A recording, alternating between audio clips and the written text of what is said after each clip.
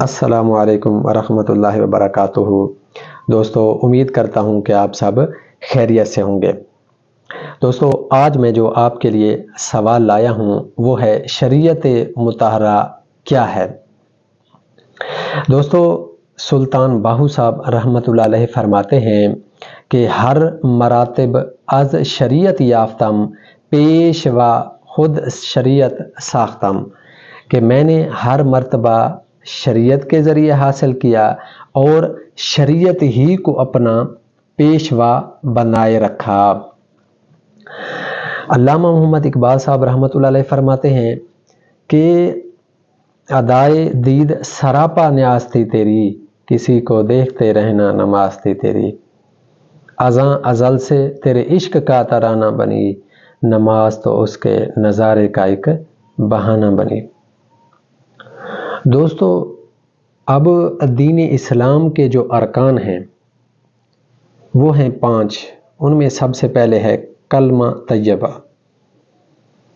پھر ہے نماز، روزہ، زکوٰۃ، حج۔ دوستو، سب سے پہلے جو ہے وہ ہے کلمہ طیبہ، لا الہ الا اللہ محمد الرسول اللہ۔ اب دوستو، اس میں تھوڑا سا غور کرنا ہے کہ نہیں معبود اللہ کے سوا، محمد صلی اللہ علیہ وسلم اللہ کے رسول ہیں، محمد صلی اللہ علیہ وسلم اللہ کے رسول ہیں۔ اب کافی سارے جو علماء حضرات ہیں ترجمہ کرتے ہیں کہ نہیں معبود اللہ کے سوا کوئی اور محمد صلی اللہ علیہ وسلم، حالانکہ اور کا جو لفظ ہے یہ بالکل نہیں آتا۔ اچھا دوستو، اس کے بعد ہے نماز۔ جو دوسرے ارکان ہیں کون کون سے؟ ایک ہے روزہ، وہ سال میں ایک ماہ ہم پر فرض ہے، ماہ رمضان پر۔ اس کے بعد ہے زکوٰۃ، وہ بھی ہم سال میں ادا کرتے ہیں۔ اس کے بعد ہے حج، وہ صاحب استطاعت پر زندگی میں ایک مرتبہ فرض کیا گیا ہے۔ سب سے زیادہ جو زور دیا گیا ہے وہ ہے نماز۔ دوستو، نماز نبی پاک صلی اللہ علیہ وسلم نے فرمایا الصلاۃ معراج المومنین، نماز مومنین کے لیے معراج ہے، عروج کا ذریعہ ہے۔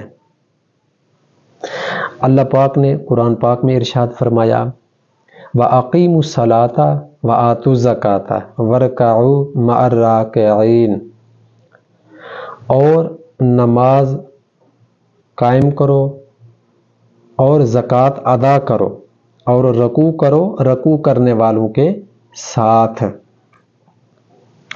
اس کے بعد نبی پاک صلی اللہ علیہ وسلم نے فرمایا الصلاۃ عماد الدین فمن اقامہا اقام الدین ومن ہدمہا ہدم الدین، کہ نماز دین کا ستون ہے، جس نے نماز کو قائم کیا اس نے دین کے ستون کو قائم کیا، جس نے نماز کو چھوڑ دیا اس نے دین کے ستون کو گرا دیا۔ دوستو، اس کے بعد اللہ پاک نے قرآن پاک میں بھی ارشاد فرمایا کہ وَأَقِیمُوا الصَّلَاةَ وَلَا تَکُونُوا مِنَ الْمُشْرِکِینَ، اور نماز ادا کرو اور مشرکین میں سے مت بنو۔ نبی پاک صلی اللہ علیہ وسلم نے فرمایا صلاۃ الجماعت افضل من الصلاۃ الفظ ب27 درجات، کہ جماعت کے ساتھ نماز ادا کرنا اکیلے نماز ادا کرنے سے 27 گنا زیادہ درجہ ہے۔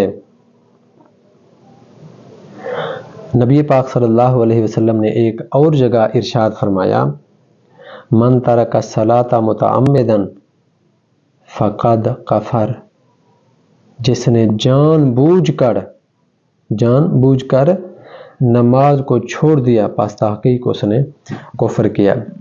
اللہ تبارک و تعالی نے ارشاد فرمایا قد افلح المؤمنون الذین هم فی صلاتهم خاشعون، پس تحقیق فلاح پا گئے وہ مومن جو خشوع و خضوع سے نماز ادا کرتے ہیں، دل میں ہو خشوع، سجدہ میں ہو نیاز، پھر باعث نجات ہے مسلم تیری نماز۔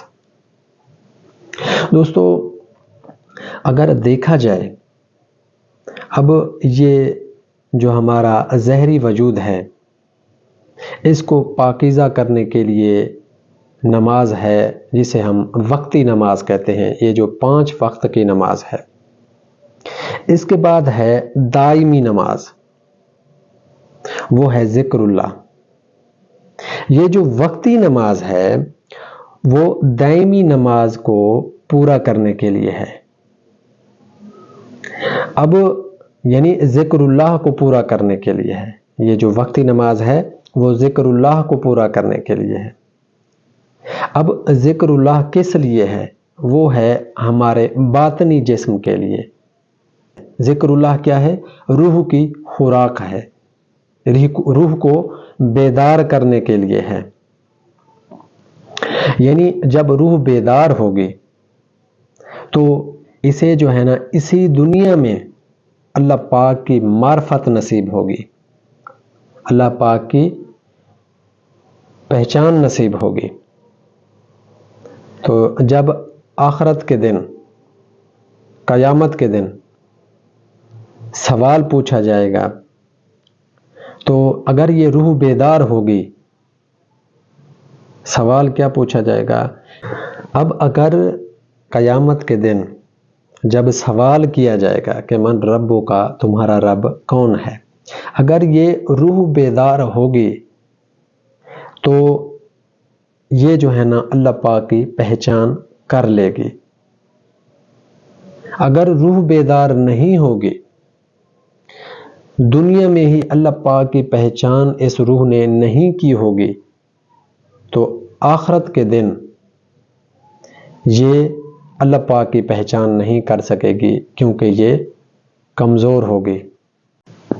اگر ہم دنیا میں ظاہری نمازیں تو ادا کرتے رہے اور باطنی نماز ذکر اللہ ادا نہیں کی تو بابا بلے شاہ رحمۃ اللہ علیہ فرماتے ہیں کہ رب رب کر دے بوڑھے ہو گئے ملا پنڈت سارے، رب دا کھوج کھورا نہ ملیا سہ سجدے کر کر ہارے، رب تاں تیرے اندر وسدا وچ قرآن اشارے، بولیا رب انہاں نوں ملدا جڑا پیر تو تن من مارے۔ پھر وہی ہوگا کہ علامہ اقبال صاحب رحمۃ اللہ علیہ نے فرمایا سجدوں سے تیرے کیا ہوا صدیاں گزر گئیں، دنیا تیری بدل دے وہ سجدہ تلاش کر۔ یعنی وہ جو سجدہ ہے وہ اسی دنیا میں ہی اللہ پاک کی معرفت اور پہچان کے بعد نصیب ہوتا ہے۔ کسی کو دیکھتے رہنا نماز تھی تیری، وہ سجدہ اللہ پاک کی ذات کو دیکھتے رہنے کے بعد حاصل ہوتا ہے۔ والسلام۔